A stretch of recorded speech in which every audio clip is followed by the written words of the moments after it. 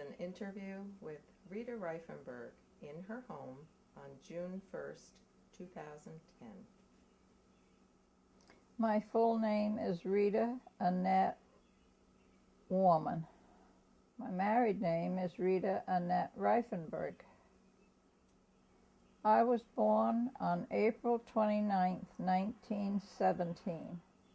My mother's was Agnes May Potts, and my father was Louis Warman. My grandfather was Egbert Potts. My grandmother was Amanda Unson. This is my grandparents' marriage certificate. And when I was a little girl, I wanted it to be mine, so I wrote my name on it. And that ruined the whole thing. But this goes back to the year 1888. That's when they were married. It was Egbert Potts, and her name was Amanda, but they called her Minnie. Nobody called her Amanda. She was Aunt Minnie to everybody.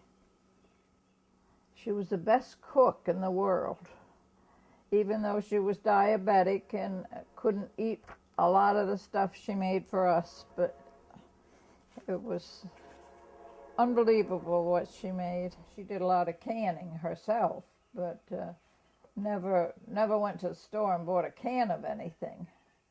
It was all fresh food, you know. As I said earlier, she was a wonderful cook, and she could take a dish of anything and make it into a feast. What was my favorite food? The fudge she made. Dorothy and I used to love that fudge. This is my grandfather in his garden, and he grew the best vegetables. Maybe that's why Grandma could cook so well. My grandparents' home was on Cheviot Road, and that's where I lived my whole life until recently. Then about 20 years ago, I moved up the hill a couple houses. This is a picture of the house as it used to be. And then after I got married, we put an addition on it. And this is a picture of the same house with the beautiful view that we have of the river and the mountains. I just adore the river and the mountains, as you'll know by talking to me.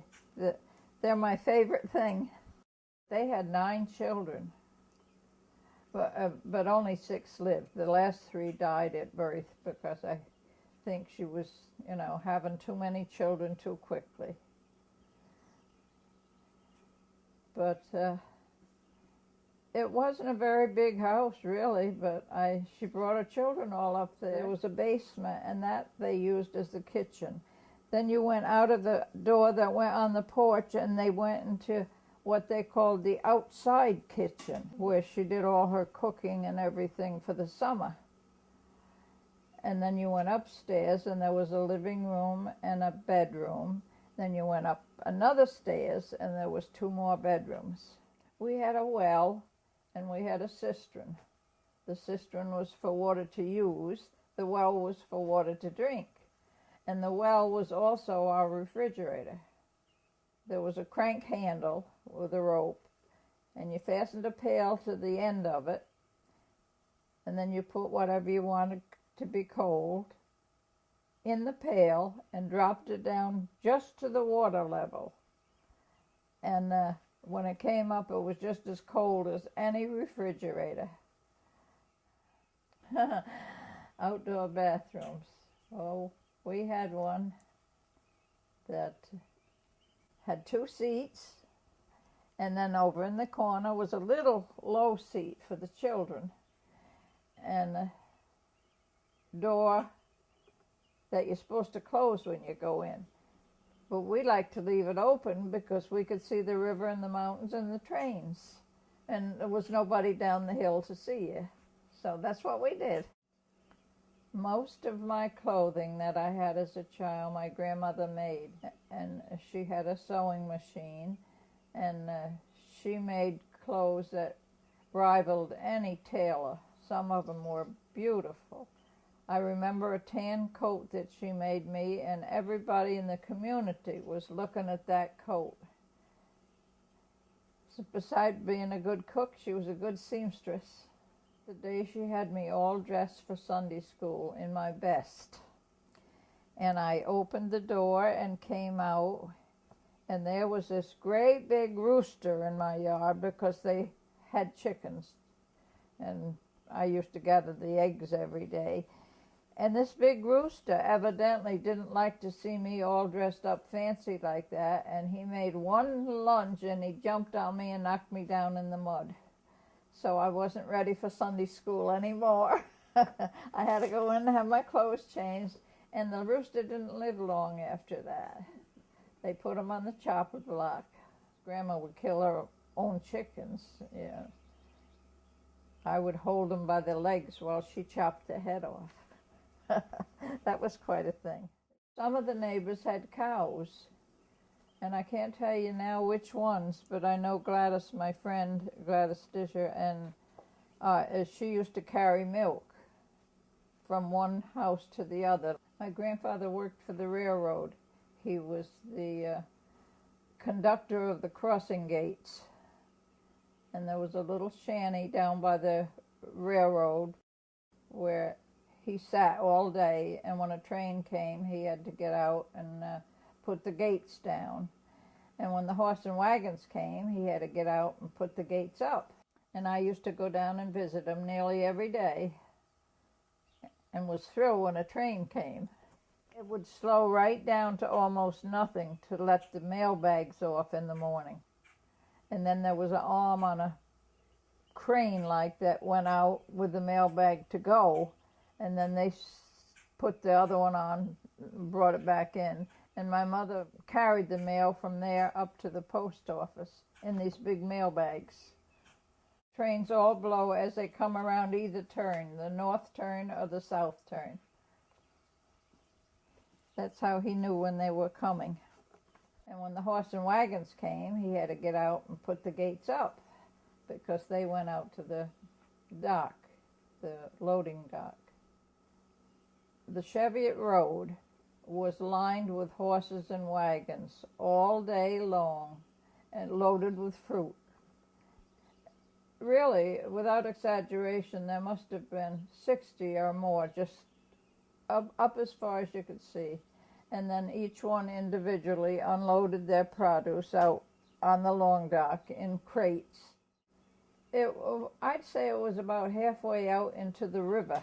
And then it was a great big building, and it had inside storage too, which not too many people liked to do because they were afraid the fruit would spoil before it got on the boat.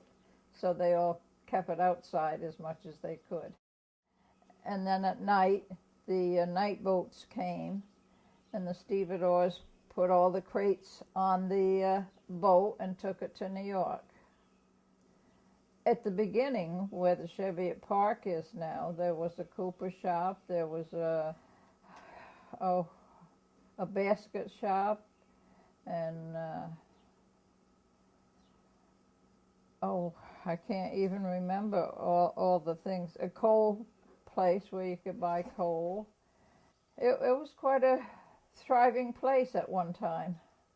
When Mr. Mickle opened the store up there, they put the post office in his store. It was a small grocery store, and then in the one corner of it was the post office.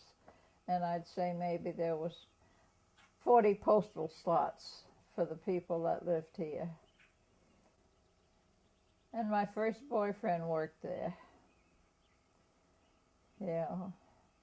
And when we came home from school at night, that's when the Germantown school was opened and we went on the bus. And when we came home from school at night, he always had an ice cream cone for me. The other girls didn't like that very much. His name was Raymond Roberts, and right now he's still Raymond Roberts, and he's 96 years old. I went to school up at the top of Cheviot Hill, just by the cemetery. There was a schoolhouse there. And I don't know if you'd call it a one-room or a two-room, because there was like a little divider, but not much between the two rooms. And the whole 8 grades were right in that one building. And we had one teacher for the whole 8 grades. And then every once in a while her boyfriend came up to see her from Tivoli, and then we'd get recess while she was outside talking with him. Remember, her name was Vivian Zeller. Well, we only went there a couple of years, because then the Germantown Central School opened, and then they closed this school and we all went up there. We were bused up there. It was the commercial arithmetic for Hudson Valley, and it was held in Arlington High School. And all the schools in the whole valley went to it. And Louis Fink won the first prize, and I won the second prize. And our principal was so elated. He held a special auditorium, called all the kids in, and then he got up and said he had wonderful news that we had won both the prizes for the whole Hudson Valley. Louis Fink won the first one, and Rita Rifenburgh, that's what he called me, and I couldn't stand it 1 second. There was 4 of us here in Cheviot, and one was the disher, one was Miller, and one was another disher. They were cousins. That was my cousin Dorothy next to us. And the other one was Sylvia Miller. So it was always Gladys, Sylvie, Dorothy, and Rita. We're always together. And we used to go over on the stone floor over here by the creek and have our lunch. That was a big thing. We'd do that maybe once a week or something like that. The stone floor is a big flat rock that the water falls off of. That's what we hear when it rains and the creek runs. But it doesn't seem to be as active as it used to be, because I don't know what happened, but you don't hear the falls as much. 2 of my grandmother's children lived in Cementon, one of her sons and one of her daughters. Her son was Roy Potts, and her daughter was Florence Potts Johnson. On weekends, they would hire a man called Charlie Musher to rent the boat and bring them over to visit with their mother. And we looked forward to that every weekend, to having the family there. My grandmother had a sister that lived over, well, a little northeast. It was still Cheviot, but it was over in what they called a lane, and that was my grandmother's sister. Her name was Emma Unson Miller. And she had a family. And her husband, Elmer Miller, worked in the cement plant on the other side of the river, and he walked to work in the winter on the ice. But we didn't like it when they removed the snow, because it was a beautiful hill for sleigh riding. And we'd start at the top of the hill, go down all the way to the bottom, and not even look if it was a train coming or anything, go right across the crossing, which was much to the dismay of our parents. We would play marbles every night. Of course, hopscotch and jump rope and all those kind of things. And tiddlywinks, of course, I played with my grandmother all the time. I don't know what most people did for entertainment back then. People didn't stay up. There was nothing to stay up for after it got dark. I remember when Mr. Disher got the first television here. No, I think that was the first radio. And I used to go over there and listen to the news and Amos and Andy at night. Well, I only remember one house that was a party house, and That was the second house on the road. It was a Clyde DeWitt owned it. And he was quite an influential man in politics and everything. And he'd have the bigwigs from Hudson come down on weekends. And they'd have music and dancing on the porch, because they had a big wraparound porch. And then all us kids in town used to get together and go sit on the wall and listen to the music and watch them dance. That was a big thing back then. And one thing about saying about going to bed, there was no electricity, of course. And every night I would have a hand lamp, a kerosene lamp, and carry that up the stairs to light my grandfather to his bedroom, because he couldn't carry the lamp and get up the steps too. So that was my job every night. My grandfather, he always liked me to sit on his lap. He had a rocking chair out on the back porch, and he had a string tied over to the cherry tree with tin cans hanging on that.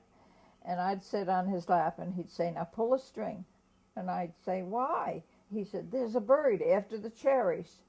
And I'd pull a string, and it would rattle the cans, and the bird fly away. Well, that was a daily routine. I loved that. My uncle Dorothy's father and his brother, William Disher, were shad fishermen. And they made their own nets, which was quite a fascinating thing to see. And then they would go out. There's certain hours where you had to be out on the river for the shad to run, and they'd come in with lots of times, hundreds of shad.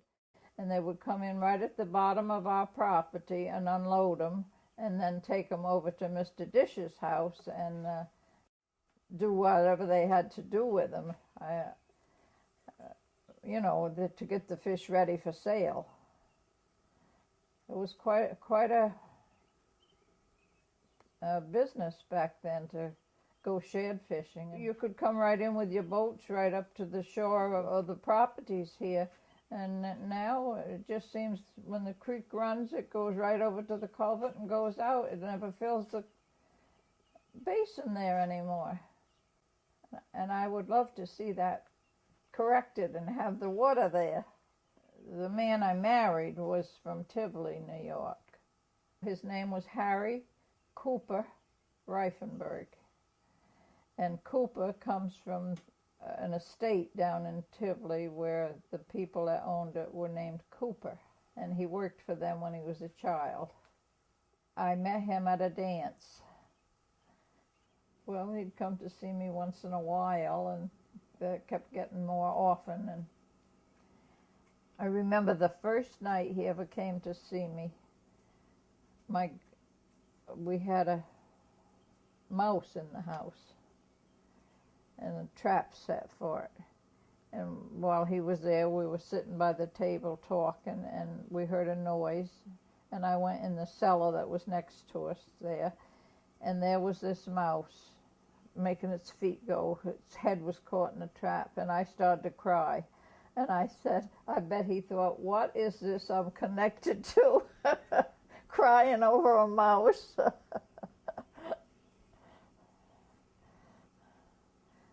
But it wasn't too long after that we got married. We had quite a big wedding in the Tivoli Methodist Church. It was a twilight wedding, and then we had a reception at the Nevis Hotel.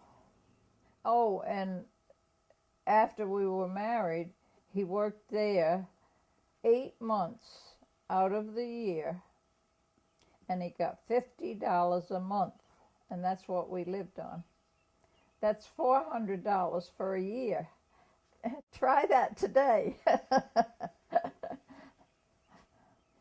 He worked on the railroad for a while, and then when Vernon Lasher, the electrical contractor in Germantown, went out of business, he bought his business and went in for himself.